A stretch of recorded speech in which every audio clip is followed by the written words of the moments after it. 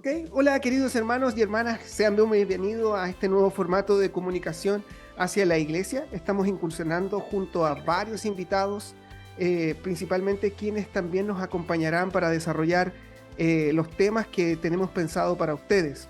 Con esta iniciativa también nos interesa abrirnos a las nuevas plataformas, entendiendo los tiempos actuales en donde los contenidos a distancia son muy útiles y pueden servir como material de apoyo para compartir la palabra del Señor, que es principalmente lo que nos une con los diferentes hermanos, y por esa razón estamos ahí, principalmente por el Evangelio de nuestro Señor Jesucristo.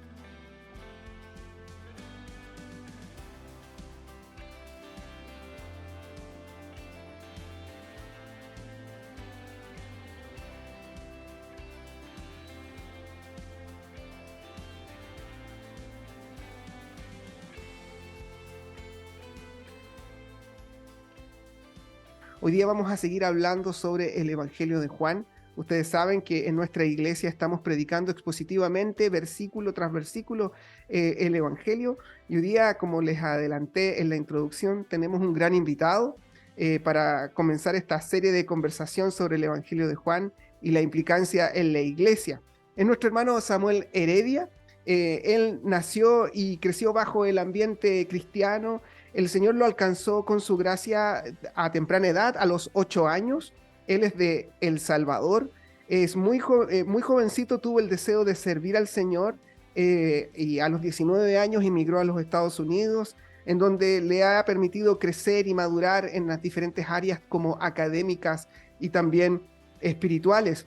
Ahora es miembro de la Iglesia Bíblica Berea desde el año 2007 y ha servido como asistente del pastor Roberto Sánchez en el Ministerio de la Adoración, y también desde del 2011 hasta el 22 es parte del equipo de ancianos y tiene un cargo en la plantación de otra obra de la Iglesia Bíblica Berea en la ciudad de Canoga Park en Los Ángeles. Es graduado de Master Seminary con una maestría en Ministerio Bíblico y actualmente también es estudiante de una maestría en Divinidades.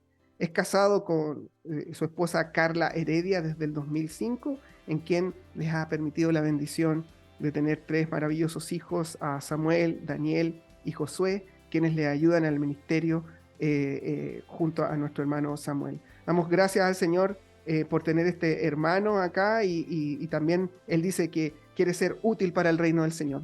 Bienvenido, hermano Amén. Samuel. Bienvenido, hermano, y a toda tu audiencia que fielmente te escucha, la iglesia también. Muchas gracias por esta invitación. Gracias. La idea acá es básicamente una conversación, y que complementar lo que nosotros hemos estado haciendo domingo tras domingo. Y bueno, en nuestras conversaciones personales, yo sé que usted está haciendo un estudio del Evangelio de Juan. Y quiero saber cómo ha sido de una bendición para usted y qué nos puede comentar sobre el párrafo que vamos a leer hoy día, que es Juan capítulo 1 del versículo 29 al 34. Sí, definitivamente, hermano, hemos estado ya por año y medio en el Evangelio de Juan. Estamos en el capítulo 9 específicamente en esta semana, tratando el versículo del 24 al 34. Y no solamente en lo personal, pero aún en lo familiar y en lo eclesiástico, en la comunidad, Juan ha sido de una bendición increíble. Juan es ese evangelio que se considera un evangelio teológico, a diferencia de los otros sinópticos. Es más, Juan tiene la diferencia entre no llamarle ni milagros a los portentos, a las acciones que nuestro Señor Jesús hacía con la gente, sino que Juan le llama señales. Y hay un propósito incluso de por qué llamarle señales, porque la señal apunta a algo más grande. Mm. Nuestros ojos no quedan en la señal, sino va más allá de la autoridad de la misma señal. La señal nos está dando a conocer a alguien más grande que la misma señal. Amén. Sí, yo creo que claramente todos los que hemos estado estudiando de una u otra forma, yo estoy recién comenzando. Anteriormente, unos años atrás, hice un panorama de los evangelios, pero profundizar en un solo evangelio realmente es una bendición, así como dice el hermano.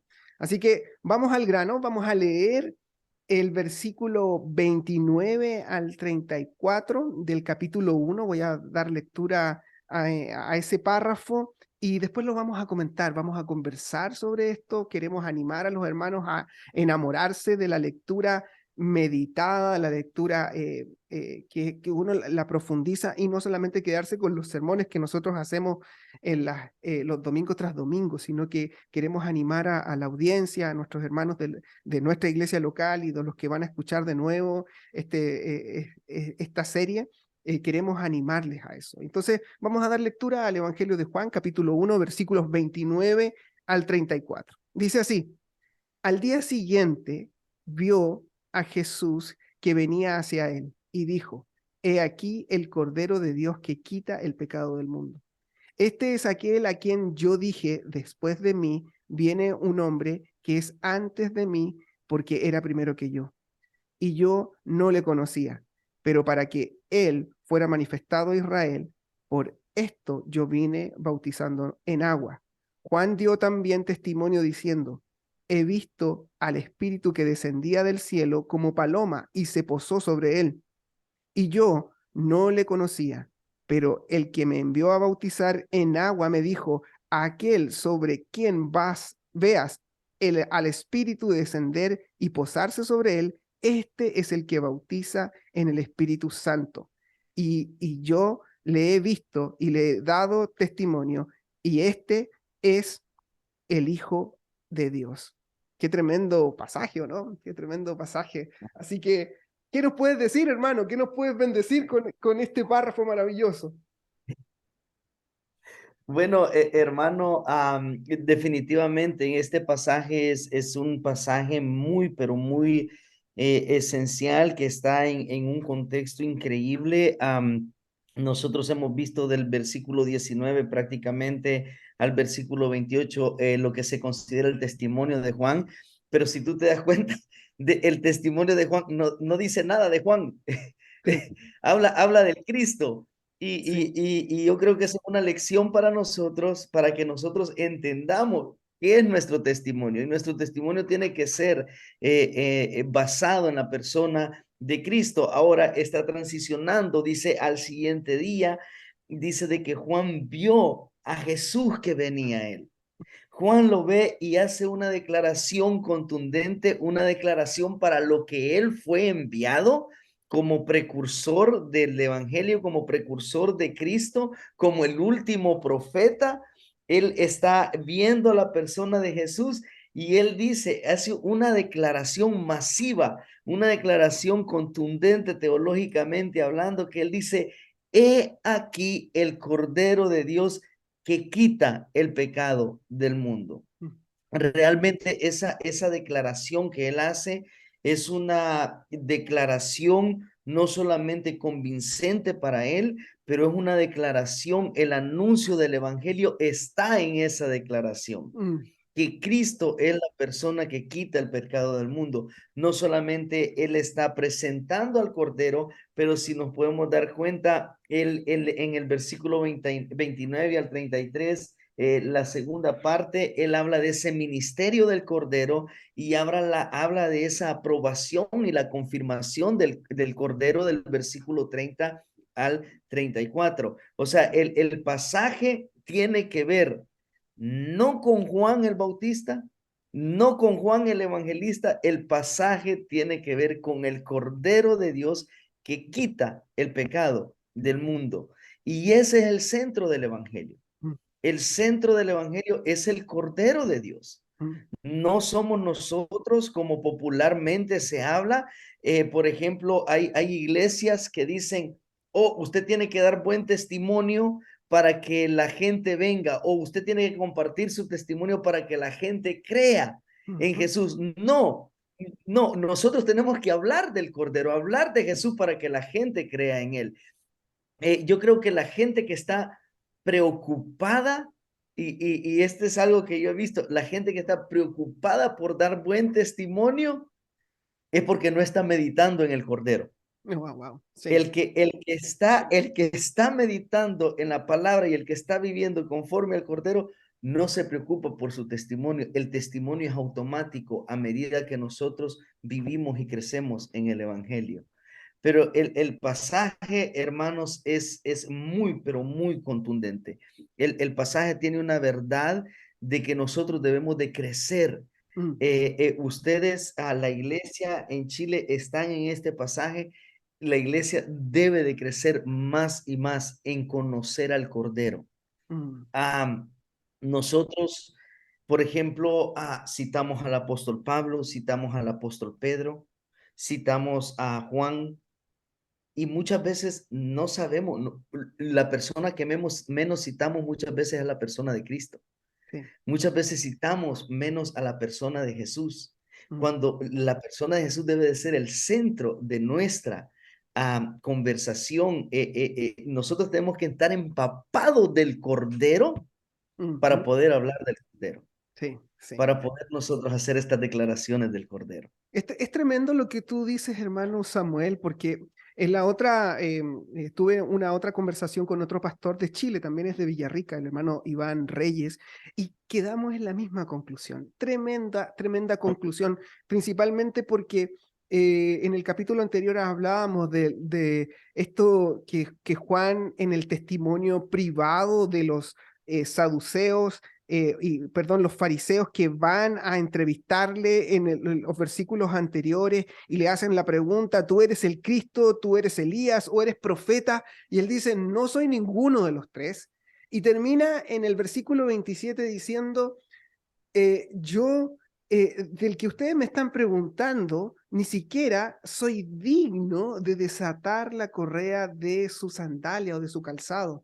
Entonces, es profundamente cristocéntrico.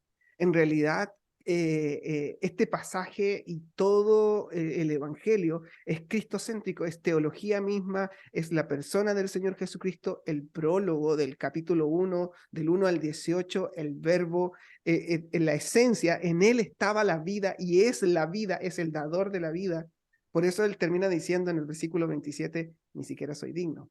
Y ahora nos está presentando a un cordero y nos está aplicando, como usted dices, en donde menos se habla. El testimonio no es, podríamos decir, Juan el Bautista porque bautizaba, o Juan el que daba testimonio del Mesías. Yo creo que es un mejor apellido para él. Sí, correcto, correcto. Definitivamente, Juan entendió su papel. Juan es un ejemplo para todos los que queremos servir al Señor. Juan es un ejemplo, Mm, porque Juan entendió con exactitud cuál era su papel. Es más, cuando estamos hablando del testimonio de Juan, hablamos de que él no se compara ni siquiera con un personaje en la historia. Él no dice yo soy un profeta. Él ujú, se compara con una voz, ujú, con algo que ni se puede ver, algo que no se puede medir. Él dice yo soy la voz de uno que clama en el desierto. O sea, Juan no quiere robar la atención de la persona, del Cordero, de la persona de Jesús. Él no quiere que la gente ponga la atención en él, sino que toda su atención sea en el Cordero. y es increíble lo que tú dices, porque muchos pastores no creo que ellos se autorreferencien con decir, yo solamente soy una voz, no soy nada más, no somos dignos de nada. Así, no se trata de nosotros, se trata de a quién el que proclamamos. Entonces, es muy profundo eso de que él dice, yo soy una voz, no soy un personaje, no soy alguien que deban llamarme o buscarme, sino que es aquel maravilloso Cordero. Bueno, esa introducción al capítulo es maravilloso y quería hacerte otra pregunta. ¿Por qué piensas que es importante, primeramente, el testimonio de Juan el Bautista, esto de ser un heraldo, de proclamar, y en la misma idea, ¿por qué habla específicamente del Cordero? ¿Nos puedes decir, nos puedes explicar un poquito para los hermanos esta idea del Cordero de Dios?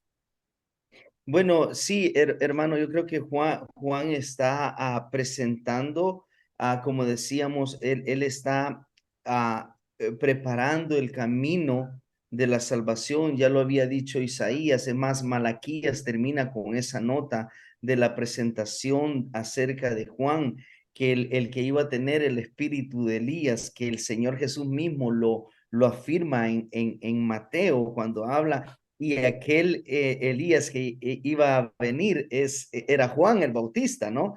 Entonces, Juan está presentando esa verdad del Cordero de Dios en comparación al Cordero Pascual. Acordémonos de que la Pascua, especialmente en el contexto judío, en el contexto que ellos están viviendo, en el contexto del primer siglo, es algo pero sumamente importante. No es algo comercial, es esperar la salvación de Dios. No solamente hacen memoria a la salvación de Dios en el pasado, en Egipto, pero está apuntando a la salvación futura de Dios. Entonces, Juan está viniendo y lo está presentando, no lo está comparando. No dice es como el cordero, no, él dice este es el cordero de Dios. O sea, el verdadero sacrificio por el pecado de la humanidad es Cristo en base a aquello que apuntaba hacia él de un cordero de todos los años sacrificado cada año por el pecado de cada persona, de cada familia, por el pecado de la nación. Pero esto no se quedó en una familia, no se quedó en una persona, no se quedó en una nación, esto se extendió. Juan agrega el Cordero de Dios que quita el pecado del mundo. O sea, las limitaciones fronterizas de una nación, de ese exclusivismo que tenía el pueblo judío, se desbarata a la luz de la declaración de Juan, que este Cordero, el verdadero Cordero, el que hace una vez por todas ese sacrificio, ese es el que quita el pecado de todo aquel, no importando su nacionalidad, sus costumbres, todo aquel que hace la misma declaración que Juan, que Él es el Cordero de Dios, que Él es el Cristo. Ese Cordero perfecto, sin mancha, yo había hablado, por ejemplo, con los hermanos, porque hay una idea aún que muy vaga. No, Jesús fue un niño normal. Jesús fue un ser humano normal y común y corriente. No fue un ser humano normal. Yo les digo a los hermanos, Jesús no tuvo gripe. Jesús no se cayó ni se raspó. Nosotros tenemos cicatrices, porque entonces no fuera el Cordero perfecto. Entonces no hubiera sido, ya hubiera llevado. Acordémonos que cuando nosotros regresamos al Éxodo, las características del cordero tenía que ser un cordero perfecto, sin mancha, que no había tenido ninguna plaga, ninguna enfermedad. Ese cordero debía haberse preservado en un ambiente especial para poder llevar el pecado, si lo podemos decir, llevar ese pecado. Por ejemplo, Éxodo capítulo 12 nos dice que el animal será sin defecto, macho de un año, lo tomaréis de las ovejas o de las cabras. O sea, sin defecto, no podía llevar ningún defecto. En el momento que a ti te da, digamos, una gripe, ya el virus vive en tu cuerpo. Ya el virus quedó y ya hay una inmunización natural en tu cuerpo, que es en el caso de Jesús, ese Cordero perfecto. O sea, apunta no solamente a esa humanidad perfecta, pero apunta a lo que nosotros le llamamos la unidad hipostática de Dios, que era hombre, pero 100% Dios. No era mitad hombre, mitad Dios, sino el Cordero era completamente perfecto. Sí, que es tremendo. Meditando un poco en lo que tú dices en Éxodo, en referencia a la idea de eliminar el pecado, es como muchos de ellos hicieron, y principalmente cuando Moisés saca al pueblo esta idea de la ira de Dios, en donde los animales fueron sacrificados, la gente fue muerta, hubo violencia y el Señor era responsable de su ira. Y este cordero lo que ocurre en el Éxodo. ¿Te recuerdas en Éxodo capítulo 11 cuando la ira de Dios cae sobre los primogénitos y elimina a todos los primogénitos? Es profundo entender esto, y ahora ese mismo cordero está siendo apuntado. Entonces es tremendamente teológico. En el capítulo 12 voy a leer un poquito solamente. Dice que, versículo 21, dice, entonces Moisés convocó a todos los ancianos de Israel y les dijo: sacad del rebaño corderos para vosotros según las familias y sacrificad la Pascua. Tomaréis un manojo de hisopo y lo mojaréis en la sangre en la vasija.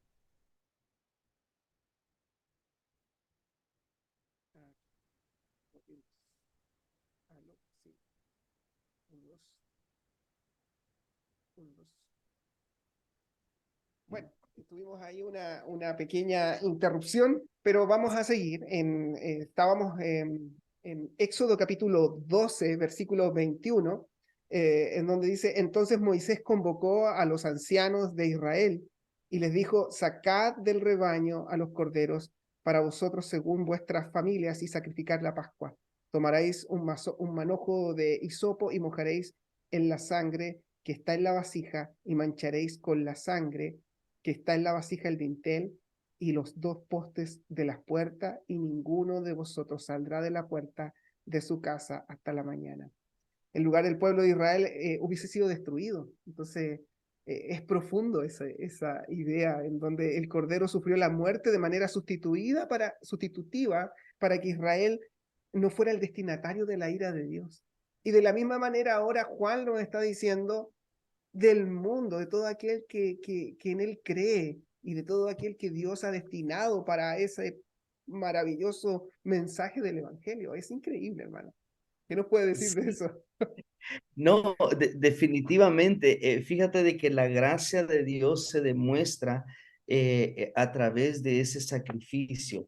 El cordero no solamente representa, digamos, ese propiciación, ese derramamiento de propiciación, de la sangre en la propiciación, pero esa muerte sustituta por los pecados para apaciguar la ira de Dios, para Él demostrar su gracia hacia la humanidad. Es más, si nosotros regresamos un poquito más, regresamos nosotros al Génesis, tú te das cuenta de que el hombre peca y el Señor le hace túnicas de pieles. Ujú, O sea, ¿qué imagen trae eso? O sea, un animalito tuvo que pagar ujú. para cubrir la desnudez de Adán y Eva. El Señor tuvo que hacer túnicas de pieles Wow. para poder cubrirlos, para poder cubrir su desnudez. O sea, desde antes nosotros vemos ese sacrificio, lo vemos más explícitamente en la primera Pascua, esa Pascua la cual nos da ese derramamiento de sangre que cubría al primogénito, que cubría acerca de ese ángel de la muerte que venía para destruir, venía para matar, y el Cristo mismo es aquel que Ujú, apacigua ujú. la ira de Dios, así como aquel cordero que apaciguó y no quiero usar una palabra incorrecta, pero le dio el mensaje al ángel de la muerte de que esa sangre rociada en esas puertas era la señal de que esa familia era libre de la ira de Dios. Y de la misma manera, la sangre del Cordero perfecto, la sangre del Cordero de Dios que ha sido derramada en nosotros, es la señal del pacto Wow. que le deja saber a Dios, este es uno de los míos, Es, es, en el sentido de que Cristo nos está aceptando como propios.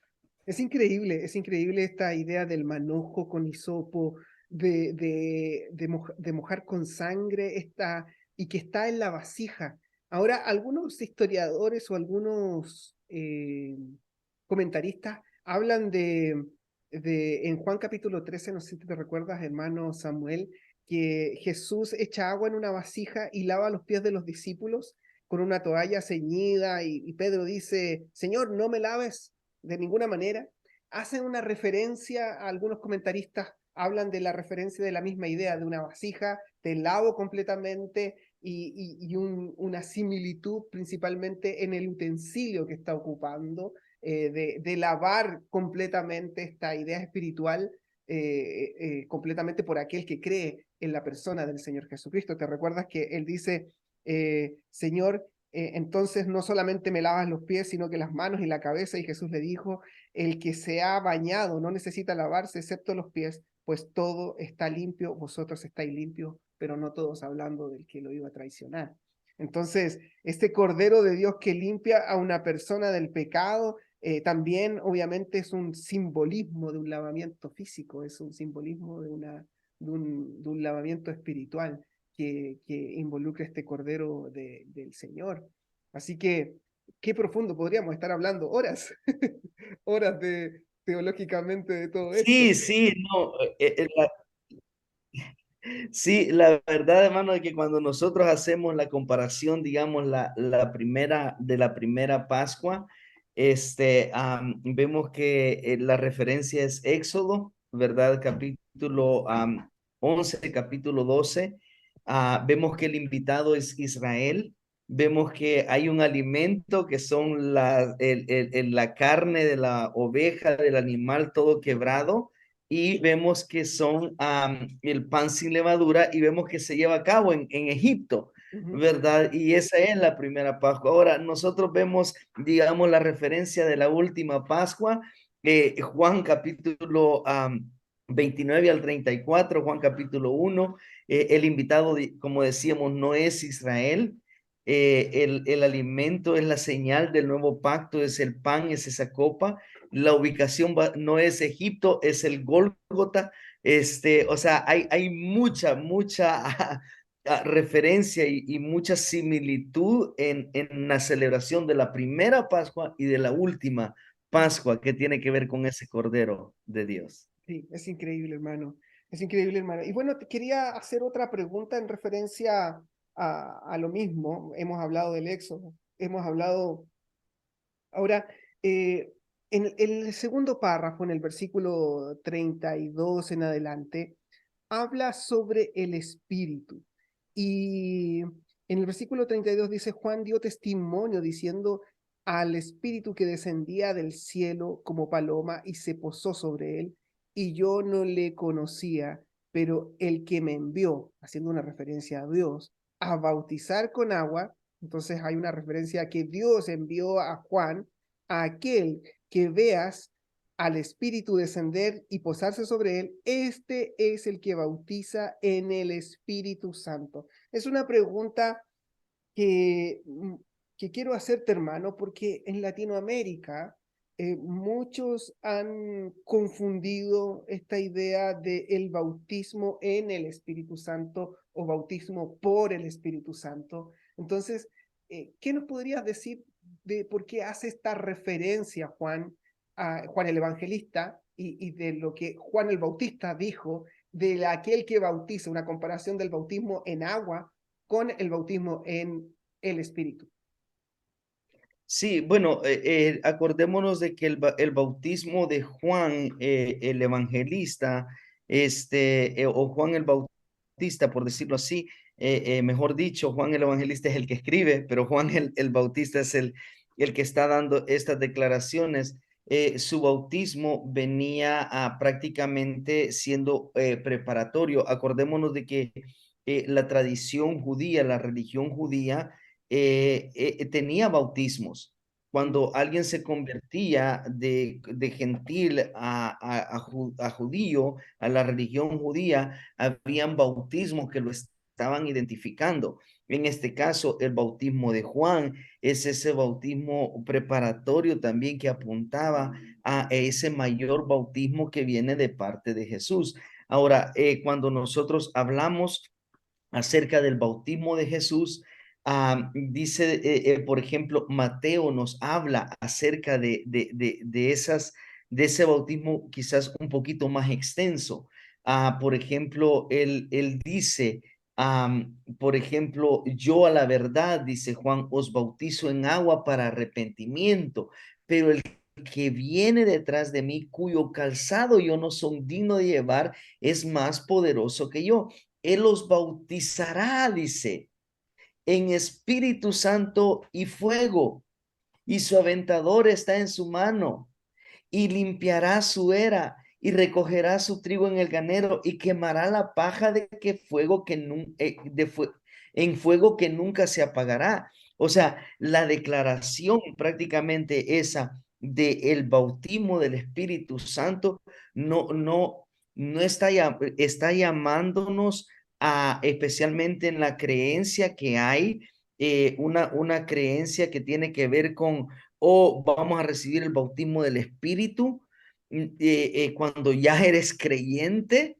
La referencia tiene que ver no solamente al sello del Espíritu cuando tú recibes a Jesucristo como tu único y suficiente Salvador, según Efesios, que Él es las arras de la promesa, no solamente ese sello que tenemos nosotros por la eternidad, hasta el día de Jesucristo, hasta el día de la gran celebración, pero tiene que ver ese bautismo que nos está limpiando, nos está purificando. Nosotros vemos, por ejemplo, muchas referencias que tienen que ver al bautismo del Espíritu, ese bautismo que tiene que ver con la purificación en la palabra. Mm, Con la purificación, nosotros avanzamos, por ejemplo, en el Evangelio de Juan, y nosotros encontramos de que cuando habla de ese bautismo del Espíritu, de esa purificación a través de la palabra de Dios,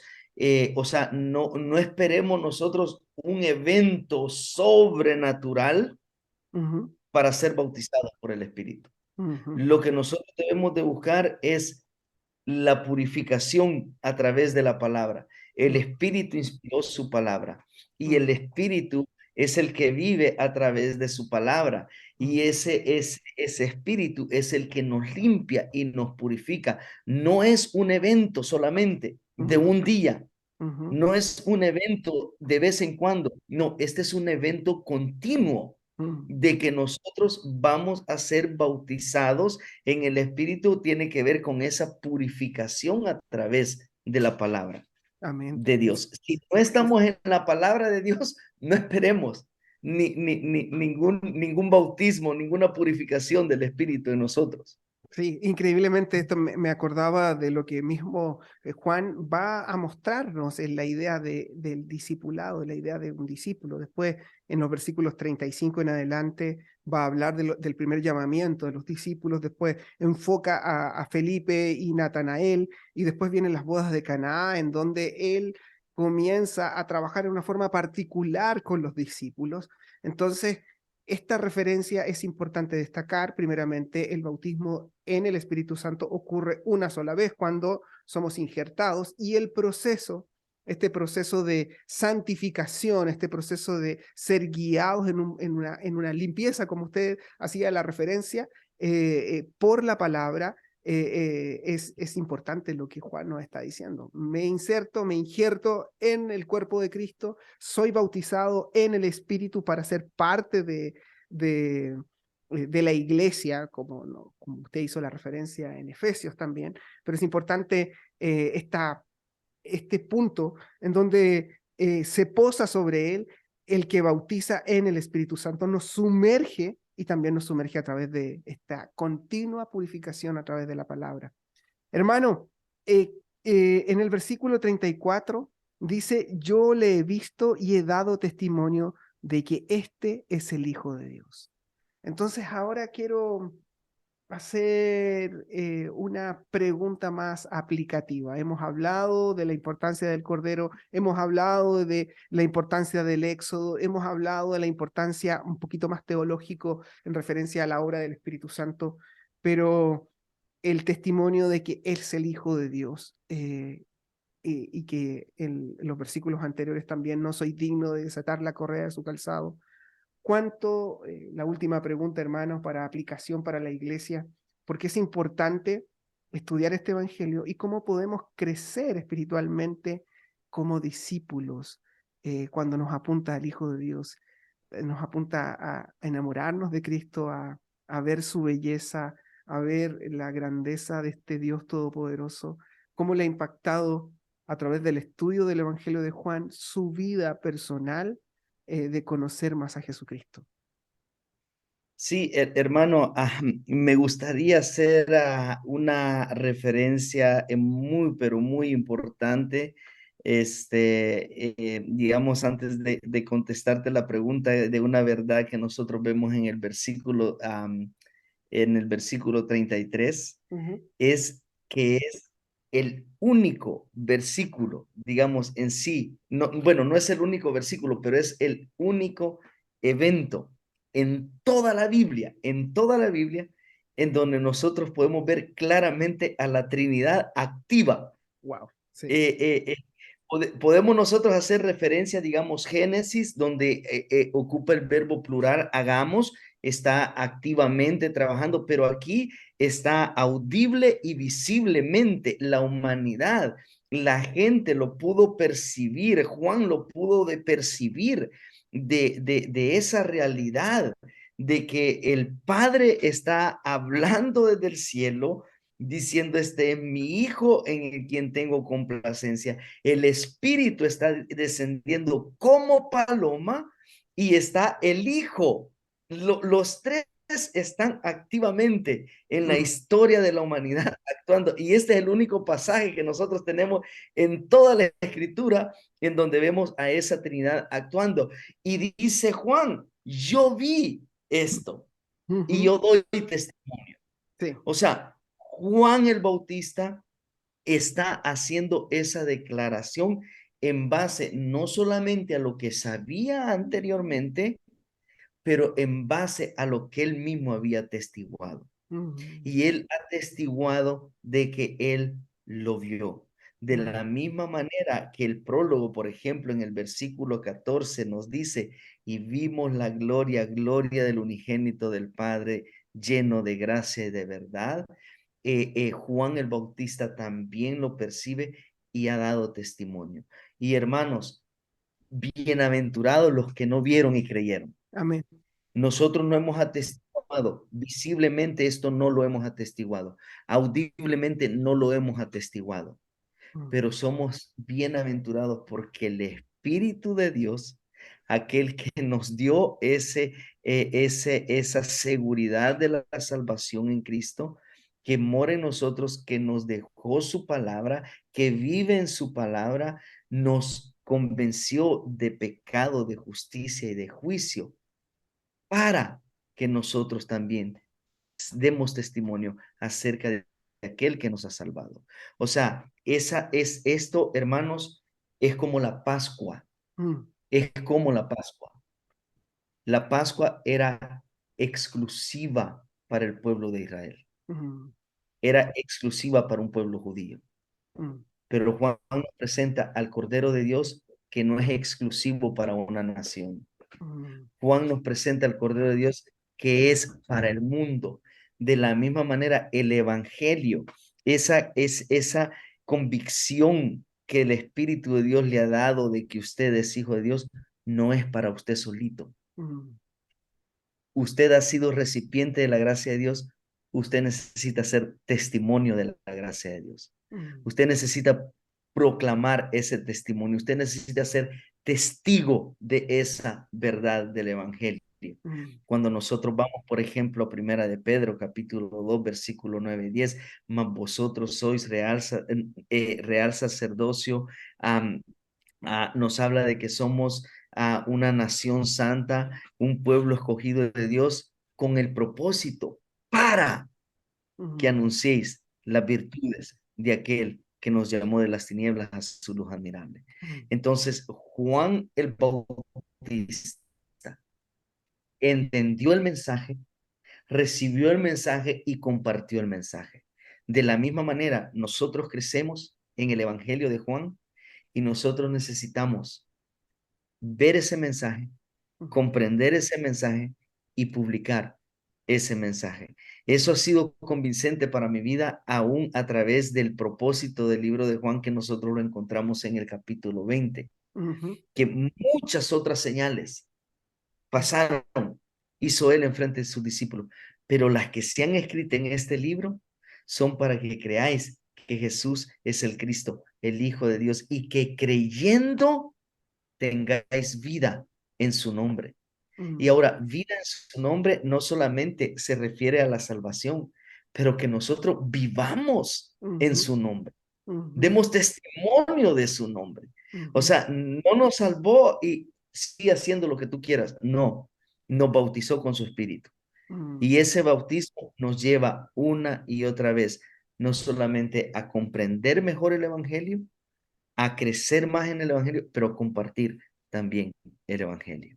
Wow, muchas gracias, hermano. Increíblemente, yo creo que me contestó la pregunta ahí inmediatamente, la idea de por qué es importante estudiar este evangelio y cómo podemos crecer espiritualmente. Yo creo que estamos en tiempos en donde se habla mucho de muchas otras cosas, de cómo hacer iglesia, de cómo plantar iglesia, de cómo hacer crecer la iglesia, de cómo, de la teología, de la sana doctrina, de las diferencias que tenemos con otras denominaciones. Se habla mucho, hay muchos, de hecho, programas que hablan del tema, pero hay pocos que hablan de Jesús. Hay pocos que Mm. hablan de Jesús y pocos púlpitos que proclaman a Jesús y hablan de Jesús y aprenden de Jesús. Entonces, cuando Juan termina diciendo, yo le he visto, yo le vi, yo vi la manifestación del versículo 33, Padre, Hijo y Espíritu Santo, vi la Trinidad con mis ojos. Y Juan el Evangelista también nos dice, vimos que existía la luz verdadera, aquel que iba a venir, que alumbra a todo hombre, a aquel que es de gracia sobre gracia. Es tremendo, hermano.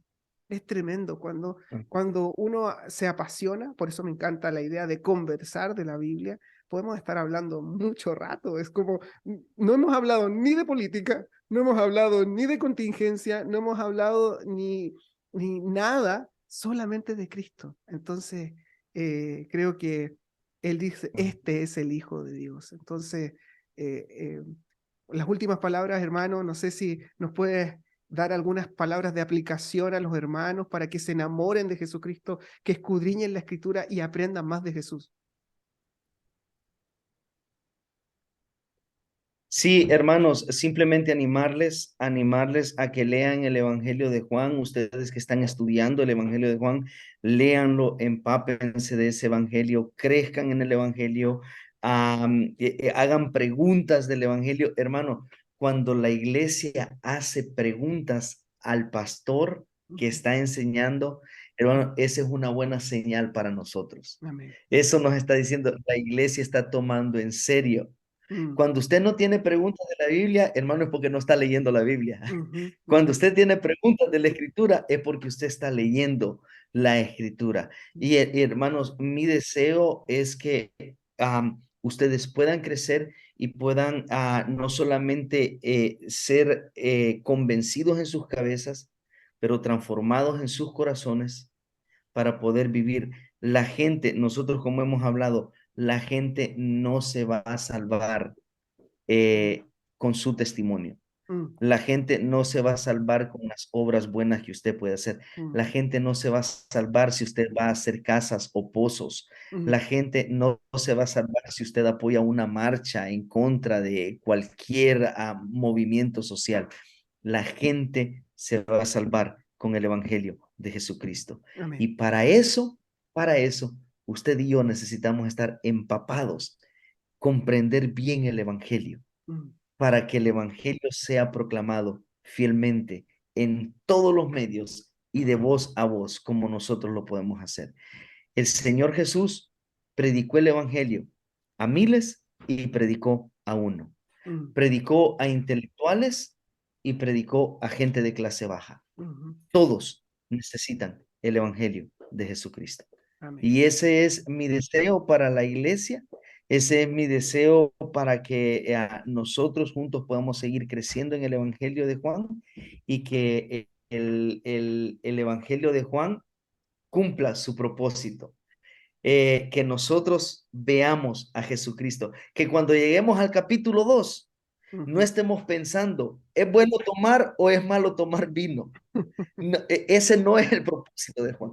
El propósito de Juan es presentar a Jesús como el Cristo, el Hijo de Dios. Amén. Muchas gracias, hermano. Gracias por esto y gracias por este pasaje del versículo 29. Hablamos mucho sobre algunos versículos y eso es, conversando la Biblia nos va a animar, nos va a hacer crecer y nos va a ayudar a crecer espiritualmente. Así que, hermanos, les damos gracias por esto y cómo también nos podemos fortalecer en la palabra para conocer realmente estos objetivos de crecer como hijos de Dios. Así que, hermano, ¿nos puedes dirigir en oración para terminar este estudio?